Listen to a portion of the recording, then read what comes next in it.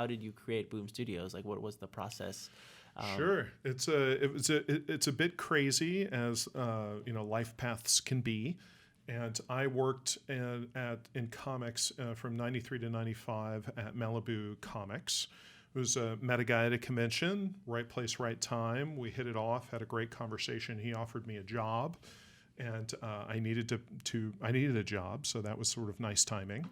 And I ended up having this epic experience at Malibu. God bless Tom Mason was my mentor, and he was patient enough to have a 23, 24-year-old come into his office as the head of marketing and ask him, why do we do this, and why do we do that, and why do we do this, and why do we do that, and always asking questions respectfully and learning through the process. And then nearly 10 years later, I had formed a relationship with Keith Giffen, the legendary comic book creator, and he invited me to create a comic book with him at Image Comics called Dominion. And the inker of the second issue was Dave Elliott. And Dave had a publishing venture from the 80s called Atomica, and that was spelled Atomeka for those who are Atomeka for those that are keeping track at home. And he needed someone to bring Atomica back. And through a long, boring series of events, I tried to hook him up with people who would do that, and eventually decided to do it myself and published with him for about 6 months. And then Keith came to me and said that I should start my own comic book company, and I thought he was crazy. And so it really helps when you have somebody like Keith Giffen, who, for those that are uninitiated in the audience, Keith did a run on the Defenders in the mid-'70s, which was really significant to the guys that read that book in the mid-'70s, and they fondly loved him and remembered him. Then in the 80s, late 70s to 80s, he did a definitive run on Legion of Superheroes. And back in the day, there were 3 superhero comic books that mattered in like 1980, and it was the X-Men, it was the New Teen Titans, and it was the Legion of Superheroes.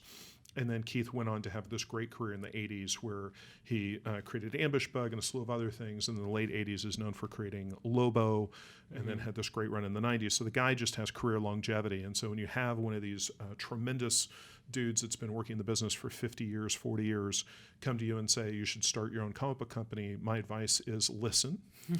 And then, this long process of basically calling up my friends that I had in the business from my Malibu days all the way through that era, which now we're at 2005. So calling up Mark Waid, and Mark, in the first zombie anthology that I published, I gave Mark 6 pages. I gave everybody else 8 pages. And so Mark would complain to me that he had only 6 pages instead of 8, and I explained to Mark that I had no money.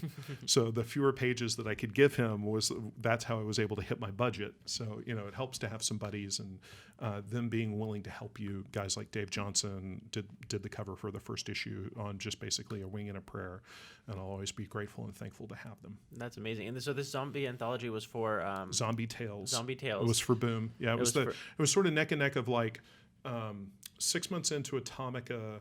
I decided to go do my own thing. And so Zombie Tales #1 was solicited under Atomica. And I called up Dave and I said, I'd love to put the Atomica logo and the Boom logo on it. And he blessed that and agreed to that. And Hero Squared Exercise Special #1 is really the first Boom book, which was Keith Giffen and J.M. DeMatteis and Joe Abraham did that collaboratively. So they kind of came out the same month because, I didn't quite have on-time shipping figured out yet. Yeah, it's a process to learn that and understand the pitfalls of how important it is. Yeah, it really is. And because it's consistency, you want to have people keep coming back for your books and know they can be there. If your retailer isn't going to be, okay, we got the #1 issue, people are ready for #2. Oh, it's not here, so they're never going to get it. The very first gate for a publisher with retailers is shipping on time.